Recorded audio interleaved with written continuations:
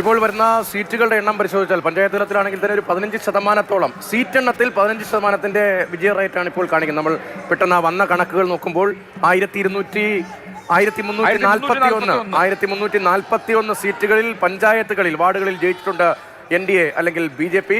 ആകെ 17,337 വാർഡുകളാണ് പഞ്ചായത്ത് തലത്തിൽ കേരളത്തിലെ തദ്ദേശ സ്ഥാപനങ്ങളിൽ ഉള്ളത്.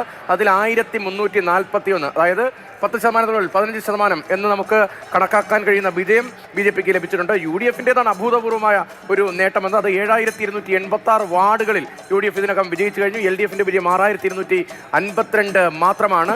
അതായത് 1000 സീറ്റുകളുടെ പഞ്ചായത്ത് തലത്തിൽ തന്നെ CPM-ഉം കോൺഗ്രസും അല്ലെങ്കിൽ UDF LDF വ്യത്യാസം 1000 വാർഡുകളുടെ വ്യത്യാസമാണ് ഇപ്പോൾ രൂപപ്പെട്ടിരിക്കുന്നത്. കണക്ക് നോക്കിയാൽ 487 പഞ്ചായത്തുകളുണ്ട് UDFന്, 358 ഉള്ളൂ LDFന്. അതായത് 582 പഞ്ചായത്ത് ഉണ്ടായിരുന്ന LDF 358 കുറയുന്നു. 582 നിന്ന് 358 കുറയുമ്പോൾ 487 പഞ്ചായത്തുകളുമായി UDF പഞ്ചായത്തുകളുടെ കാര്യത്തിൽ ഒന്നാം സ്ഥാനത്ത് എത്തുന്നു എന്ന് മാത്രമല്ല, ബ്ലോക്ക് പഞ്ചായത്ത് നോക്കൂ, 80 ബ്ലോക്ക് പഞ്ചായത്തുകൾ, 152-ൽ 80 ബ്ലോക്ക് പഞ്ചായത്തുകൾ UDFിനൊപ്പമാണ്. 65 ബ്ലോക്ക് പഞ്ചായത്തുകളാണ് LDFിനൊപ്പമുള്ളത്. ഒന്നുപോലുമില്ല BJPക്ക്. ജില്ലാ പഞ്ചായത്തുകളിൽ ഇപ്പോൾ 7 ജില്ലാ പഞ്ചായത്തുകളിൽ സമനിലയാണ്.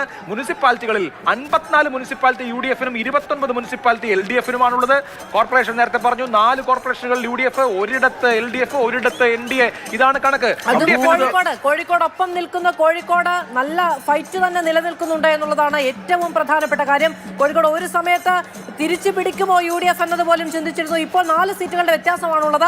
25 ഇടത്ത് UDF, 29 ഇടത്ത് LDF, 13 ഇടങ്ങളിൽ ഒരു സീറ്റ് മാറി. നേരത്തെ 14 വരെ NDA എടുത്തിരുന്നു. 13 ഇടങ്ങളിൽ NDAയും മുന്നിട്ട് നിൽക്കുന്നു എന്നുള്ളതാണ് കോഴിക്കോട് കോർപ്പറേഷനിലെ ഇപ്പോഴത്തെയും ചിത്രം.